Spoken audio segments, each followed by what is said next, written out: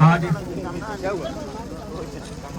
झारखंड के सबसे खूबसूरत जिला गिरिडीह के इस पावन धरती में, क्योंकि गिरिडीह के मतलब ही हवा है, गिरी मने पहाड़। तो झारखंड के इस खूबसूरत से धरती में जितना भी झारखंडी बंधु सब आइले हा, हमारे से बड़, हमारे उम्र के, हमारे से छोट, सभी एक साथ जोहार रहे। आज लगभग 23 साल झारखंड बनले भय गए।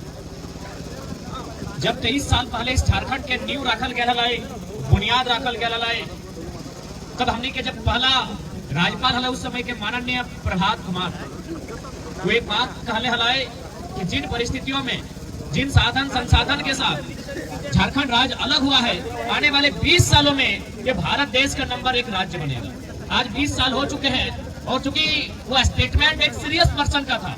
हम पॉलिटिशियन को गिन सकते हैं कि वे लोग जोकिंग करते हैं, झूठे वादे करते हैं, मजाक करते हैं या फिर अपनी रोटी सेकने के लिए कुछ भी बोल जाते हैं, लेकिन ये स्टेटमेंट झारखंड के सीएम का नहीं, झारखंड के किसी लेजिस्लेटिव असेंबली के मेंबर का नहीं, ये स्टेटमेंट झारखंड के पहले राज्यपाल, जिसे हम राज्य का पहला नागरिक कहते हैं, एक सीरियस पर्सन का स्टेटमेंट था कि झारखंड आने वाले 20 सालों में भारत देश का नंबर 1 राज्य बनेगा। क्या बना है?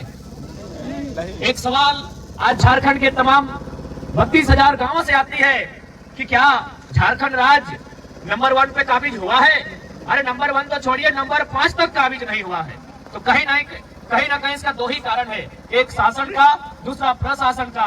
यदि ये 2 लोग ठीक हो जाएंगे तो मुझे पूर्ण विश्वास है, अगर हम लोग रोड मैप के साथ, एक प्री प्लानिंग के साथ चले और अगर युवा, इस राज्य के अभिभावक, इस राज्य का तमाम वर्ग अगर हमें सपोर्ट करे तो आने वाले 5 सालों में टॉप 5 पर झारखंड को पहुंचाया जा सकता है। अब आप सवाल करेंगे कि झारखंड, चूंकि किसी का उन्नति अर्थ पे डिपेंड करता है। हम लोग यहाँ जितने लोग आए हैं मैक्सिमम पढ़ने वाले छात्र हैं। हम लोग इसलिए पढ़ते हैं कि भविष्य में एक नौकरी करें ताकि 2 पैसे कमाया जाए। यानी आज जो मॉडर्न इंडिया है या फिर जो मॉडर्न वर्ल्ड है, इसकी आधारशिला कहीं ना कहीं इकोनॉमी है, पैसा है, बैंक बैलेंस है। तो यदि हम झारखंड की उन्नति की बात करें तो हमें विशेष कुछ करने की आवश्यकता नहीं है। ये झारखंड अकेले 40% खनिज संपदा देता है। बस हम क्या करेंगे कि जो गलत तरीके से काम हो रहे हैं उन्हें रोक लगा देंगे। उदाहरण के लिए हम लोग बार बार सरकार की गलत नीतियों की आलोचना करते हैं। हाल ही फिलहाल हम लोग आलोचना कर रहे थे कि वर्तमान में सरकार अपने मंत्रियों के लिए 70 करोड़ का आवास लेकर आई है। हम उन 70 करोड़ को अगर 24 से डिवाइड करेंगे तो 24 का 24, 24 का 48, 24 के 72 होता है। यानी एक जिला को 3 करोड़ की राशि जाएगी केवल उनके आवास को काटकर। इसी प्रकार से विधायकों के आवास में खर्चा है, इसी प्रकार की सरकार की जो सुख सुविधाएं हैं उनमें खर्चा है। और उतना तो छोड़िए, भारतीय संविधान जो हमारी अनुसूचियां होती है, अनुसूची 7 होती है, अनुसूची 7 में राज्य सरकार की अधीन शक्तियां होती है। उसमें जो राज्य का पेंशन और भत्ता होता है राज्य सरकार की जिम्मेदारी होती है। अगर हम लोग सरकार में गए तो जितना विधायक के पेंशन बंद कर देंगे। आज झारखंड सरकार में जो एमएलए है उनका पेमेंट 2,72,000 है। आप सोच के देखिए, ये सेवा के लिए जाते हैं, ये बार बार कहते हैं हम जनता के सेवक हैं, तो 2,72,000 पेमेंट तो नहीं होना चाहिए। तो हम लोग इसको एक अलग व्यवस्था में लेके आएंगे और पॉसिबल ही है, क्योंकि ये राज्य सरकार की शक्तियों के अधीन होता है। यानी जो राज्य सरकार को जो भत्ता जाता है, राज्य सरकार को जो पेमेंट जाता है, ये राज्य सरकार के अधीन होता है। यानी ये राज्य सरकार के अधिकार के क्षेत्र में आता है, उनकी शक्तियों में बाध्य होता है। इसलिए अगर हम इस राज्य को सुधारना चाहे तो उसके लिए अगर राज्य को चलाने वाले लोग अपनी नीति और नीयत को सुधार ले तो ये राज्य वास्तव में पूरे भारत देश का सबसे खूबसूरत राज्य है।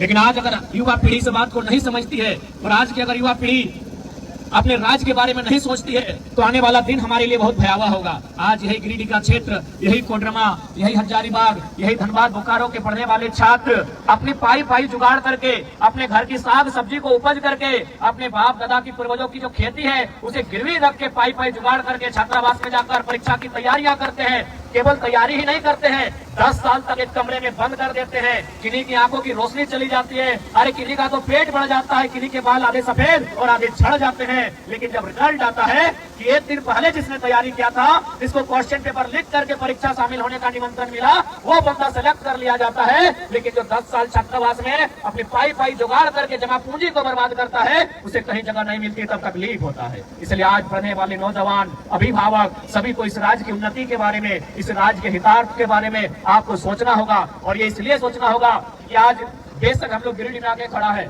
लेकिन हमें कभी उम्मीद नहीं थी, ना कभी मैंने सपने में सोचा था कि धनबाद के एक छोटा साधारण सा लड़का 20-25 की संख्या में, 50-100 की संख्या में जिन सभाओं को संबोधन किया करता था मानव श्रृंखला से पहले, मुझे उम्मीद नहीं थी कि एक दिन पूरा झारखंड सुनेगा। इसका मतलब यही हुआ कि केवल ये शख्स जो आपके सामने खड़ा है, ये मैं नहीं होके आप सभी की आवाज हम है।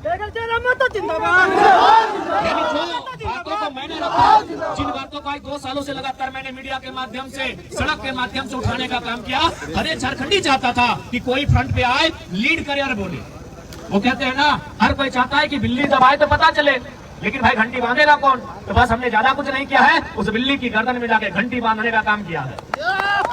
बाकी हर एक झारखंडी की आवाज है। ऐसा नहीं कि नहीं पढ़ने वाले नौजवान जो बेरोजगार है वही लोग हमारे सपोर्ट में हैं। जी नहीं, जो हमारे डीएसपी रैंक के हैं, जो हमारे टीचर है, गवर्नमेंट टीचर है, जो हमारे इंजीनियर हैं, वे लोग भी लगातार संपर्क करते हैं कि हम लोग आज कई सालों से फलाने विद्यालय में सेवा दे रहे हैं, लेकिन 2 साल पहले जो बंदा यूपी बिहार से चल के आया, आज वो प्रिंसिपल है। आप गिरिडीह के तमाम हाई स्कूल का सर्वे कर ले, तमाम +2 का सर्वे कर ले, तो आज जो आवाज हम लोग बन रहे हैं, जो बातें हम लोग कर रहे हैं, ये एक वर्ग की नहीं, एक जमात की नहीं, एक क्लास की नहीं, ये पूरे झारखंड की आवाज है। आज जहां तक गिरिडीह का प्रश्न है, सुनने में आया है कि जमशेदपुर के बाद अगर सबसे ज्यादा छोटी मोटी में फैक्ट्रियां, कंपनियां, उद्योग अगर कहीं है तो गिरिडीह में है। लेकिन ये भी आपको जानना होगा कि आज अगर दिल्ली की बात करें, महाराष्ट्र की बात करें, हैदराबाद की बात करें, क्योंकि मैं वहां से होके आया हूं, सबसे ज्यादा जो लेबर हमें मिले, सबसे ज्यादा जो मजदूर मिले, वो गिरिडीह के थे। सबसे ज्यादा मजदूर जो हमें दिल्ली में मिले, हैदराबाद में मिले, वो गिरिडीह के थे। कहाँ के थे? आपके डुमरी के थे, बगोदर के थे, धनवार के थे, बिरनी के थे। तो मैक्सिमम जो वर्कर जिनको आप लेबर बोलते हैं वो हमें दिल्ली में मिले, वो गिरिडीह के थे। तो ऐसे में एक सवाल ये भी बनता है भाई कि जब फैक्ट्रियां हमारी जमीनों पर, ये खंडोली का डैम का पानी हमारी जमीनों पर, तो इस पानी से हमको क्या लाभ मिल रहा है? एक सवाल बनता है। इसलिए आज इस बात को याद रखिए कि भारत एक लोकतांत्रिक देश है और लोकतंत्र का मतलब है एक अच्छे लीडर का चयन करना। इसी भीड़ में हो सके कोई डॉक्टर की जानकारी रखता हो। एक बात याद रखिए, अगर एक डॉक्टर गलती करे तो एक आदमी की जान जाती है। एक डॉक्टर यदि गलती करे तो एक आदमी की जान जाती है। एक इंजीनियर अगर गलती करे तो किसी पुल के या किसी योजना के ध्वस्त होने से 30, 40, 50 लोगों की जान जाएगी। एक ड्राइवर अगर गलती करे तो हार्डली 5, 10, 50 लोगों की जान जाएगी। लेकिन अगर एक लीडर गलती करे, जान जाए या ना जाए, जीते जी मुर्दा कर देंगे। इस बात को जान लीजिए, जीते जी आपको मुर्दा कर देंगे। इसलिए लीडर का गलती नहीं होना चाहिए। बाकी लोग अगर गलती करेंगे तो मिनिमम लोगों को नुकसान होगा, एक लीडर अगर गलती करेगा तो मैक्सिमम लोगों को नुकसान होगा। इसलिए आज इस राज्य को पढ़े लिखे युवाओं की दरकार है, जो दिल्ली में जाए या राजधानी में जाए, आपके नेतृत्व को रख सके। अब उदाहरण के लिए कल मैं रामगढ़ से होके आया, रामगढ़ में 3, रामगढ़ बोकारो, वहाँ 3 को सड़क आया है, 3 को सड़क बन रहा है। उन्होंने बताया कि मैंने 30 लाख में सड़क के किनारे जमीन खरीदा था, इस सरकारी सड़क में वो मेरा सारा जमीन चला गया और बदले में हमको मात्र 4 लाख, क्योंकि उसने रेट क्या मिला था? क्योंकि सड़क किनारे जमीन थी, जाहिर सी बात है अगर उसने 30 डिसमिल लिया होगा तो 30 लाख लगा होगा। लेकिन सरकारी रेट में क्या है? 16,000, 15,000। बताइए, अगर आपका एक लीडर होता तो सदन में जाके इस चीज को प्रेजेंट करता कि भाई आप उसके 40 साल की नहीं, 40 पीढ़ी की जमा पूंजी को ले रहे हैं, तो एक ऐसा मुआवजा लगाइए। ऐसे भी आप सड़क बनाते हैं या फिर कोई भी सरकारी योजना लेके आते हैं, कॉर्पोरेट को फायदा होता है, टेंडर लेने वाले को फायदा होता है, जो ब्यूरोक्रेट्स होते हैं उनको फायदा होता है, जो डिपार्टमेंट के मिनिस्टर होते हैं उनको फायदा होता है। उस जमीन के मालिक को फायदा क्यों नहीं होना चाहिए जिसका जमीन गया? क्योंकि हाउस में रखने वाला आपकी बात को कोई नहीं है। हाउस में जब तक आपका रिप्रेजेंटेटिव नहीं मिलेगा जो आपकी बातों को रख नहीं पाएगा, इसी प्रकार हमारा नुकसान होगा। इसलिए आज हाउस में अच्छे लीडर को भेजिए जो हमारी बातों को रख सके, जिनकी योजनाओं में, जिनकी तर्क संगत बातों में एक ऐसी शक्ति हो जो झारखंड का जीर्णोद्धार कर सके। इसलिए आज चूंकि हम लोग ज्यादा समय बोल पाने में असमर्थ है, अस्वस्थ है बहुत ज्यादा, लेकिन फिर भी उन्होंने आमंत्रण था कि इस कार्यक्रम में हमें आना है। इसलिए आज जितने भी नौजवान आए हैं, भारत एक लोकतांत्रिक देश है, हम लोग लोकतंत्र की मर्यादा का अनुकरण करते हुए हम लोग राजनीतिक बदलाव का जो संकेत दिए हैं इस राज्य में, और ये संभावना दिख रही है। इस बात को मानिए, कहते हैं ना कि जब जब अन्याय होता है, जुल्म होता है, कोई ना कोई आके खड़ा होता है। आज 2 साल पहले हमें कोई नहीं जानता था, मेरे प्रखंड से बाहर लोग मुझे नहीं जानते थे। मैं आपका ये खंडोली डैम जब 3री या 4ठी क्लास में था, 2004-5 के आसपास तब आया था। लेकिन आज पूरे राज्य के लोग अगर जान रहे हैं तो कहीं ना कहीं वही नियति की मांग है, समय की मांग है, वही लाचार दिवसों की आवाज बने हैं, तब जाकर आज आपके बीच में खड़ा हूँ। इसलिए आज मैं आज के इस सभा के माध्यम से तमाम झारखंड वासियों से अपील करूंगा, उनसे निवेदन करूंगा कि इस आंदोलन में हमारा हिस्सा बनेंगे।